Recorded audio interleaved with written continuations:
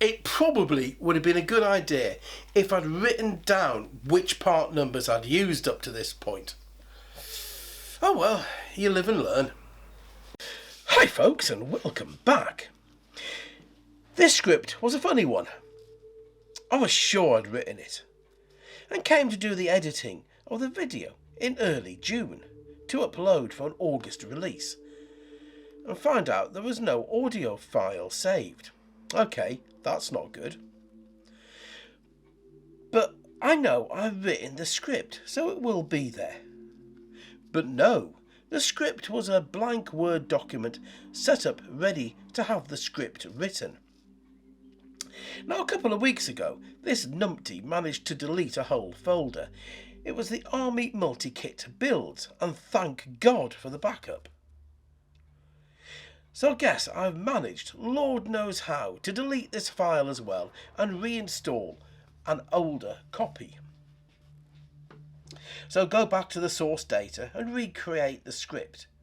And reading the information I haven't written about this aircraft, it's nice to know I haven't completely lost my mind. Yet. But the process of building and script writing is done long before the videos air. And it is strange to think that 7 months will pass before things I am building now will be seen by you. And that can both be a blessing and a curse at the same time, as the process is so easily upset. It takes just one bottleneck in the production line, and everything comes crashing to a stop. And some builds, while I remember building them, I don't remember the build as such. And coming back to the videos is like watching a time capsule of sorts. And the reason for the backlog is simply this. When I move, I want to be able to take a month off to sort the house out, settle in and unpack. And that will take time, and more to the point, energy that I don't have a lot of right now. But enough of my twisting about life and being a YouTube creator. I hear your cry. We want history and 1930s Meccano. And what would we be without our dreams? After all, to climb to the heights that we can achieve, first we must dream the impossible dream. Create in our minds the idea that we want to reach for. To stretch our grasp out, even if we fail and fall, to be laughed at by others who dare not dream. Those who have not the courage to reach because of the fear of being the failure. Geoffrey de Havilland was one such dreamer. His company went on to defend Britain in both World Wars, and also gave us our first jet airliner, the ill-fated DH-106 Comet. And whether he was dreaming of heavier-than-air powered flight or his beloved moths, he is truly one of Britain's forgotten heroes. The DH-80, as the unnamed Puss Moth was first known as, was a power beyond the dream. The airframe was a sports car of the era with a top speed of 124 miles per hour, with nearly 300 being built. The first prototype flew in September 1929 and was aimed squarely at the flourishing private market, and from the get-go was a great success. The prototype was changed in the production model from an all-wooden frame fabric-covered body to a steel tube fuselage covered in fabric, with a production run lasting for 3 years. But de Havilland had got something wrong in their design. The Puss Moth was a killer. In total, 9 of the aircraft crash, some killing all, some had survivors. De Havilland investigated the crashes and thought it might be wing aileron flutter caused by excessive travel of the lifting strut. They tested several wings to destruction and came up with no definitive answers. Then the British Aeronautical Research Committee became involved, and after a number of tests and looking at debris from crashes, it came to the conclusion that it was wing aileron flutter. If the strut, the section that secures the wing to the bottom of the body, is too thin, then warping can happen in flight. This warping changes the shape of the wing, leading to the aircraft either being unflyable, in which case gravity takes over. If the strut snaps and the wing collapses, in which case gravity takes over. In either case, they do say it's not the fall that kills you, but the very, very rapid deacceleration when you hit the ground. In the Puss Moth's case, it was a very simple fix. The fitting of jury struts, fixed from the lifting strut to the underside of the wing, stiffened everything up and helped save the aircraft. But already de Havilland had designed the DH-85 Leopard Moth, just in case the Puss Moth was unsavable. It is what the DH-80 was used for that shows how great Geoffrey de Havilland's design team was.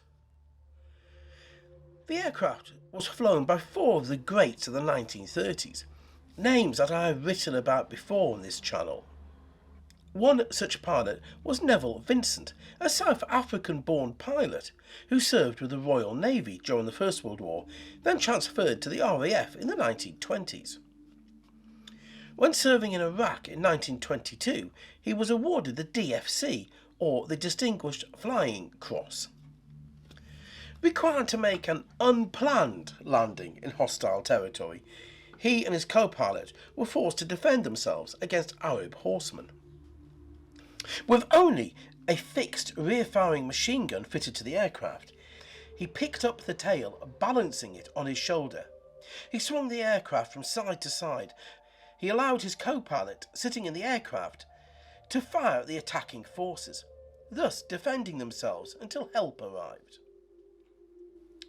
In 1928, Vincent, along with another, made one of the first pioneering long-distance flights from England to India. He spent the next 2 years touring India, teaching the possibilities and benefits of aviation to the Indian nation.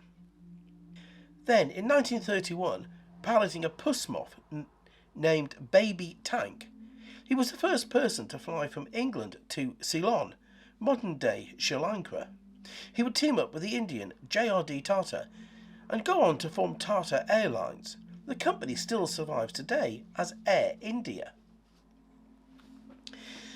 And as I look up the other names, Bert Hinkler, Amy Johnson and her husband Jim Mollison, you see people who achieved wonderful and amazing things.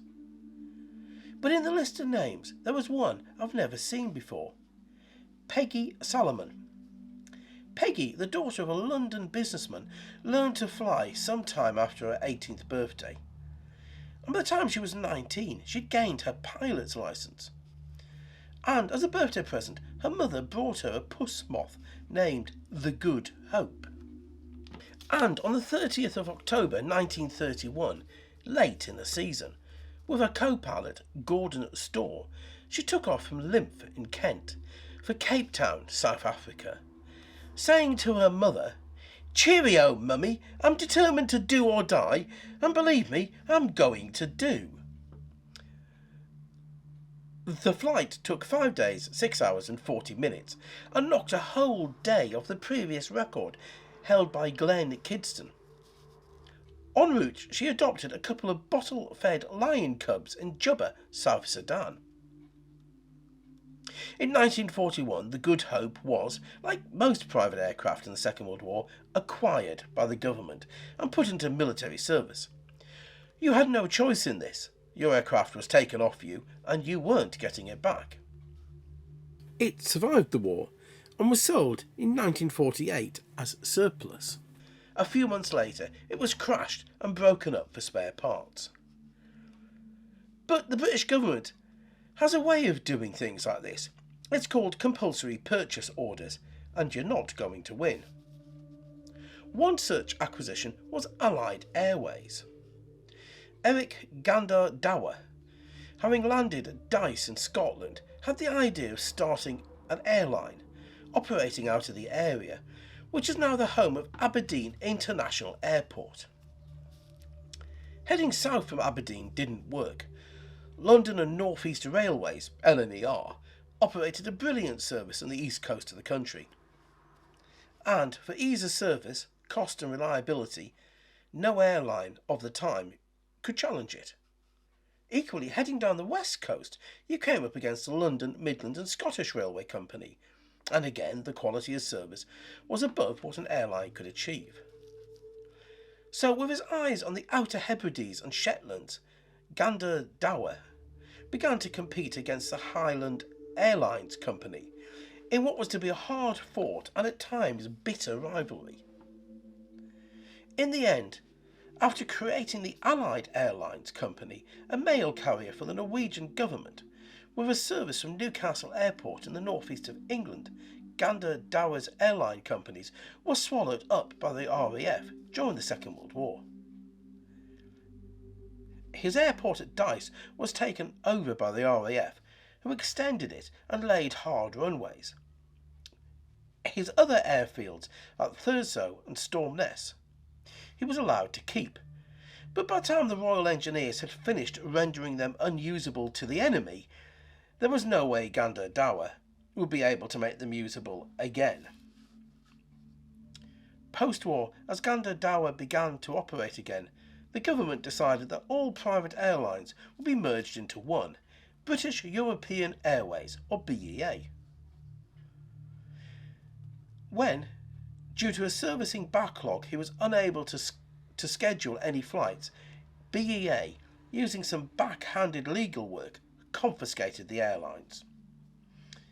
It would take nearly 30 years for Gander Dower to get any compensation for his lost work. He would hold on to his Puss Moth, one of his last aircraft from his beloved airline, to the bitter end.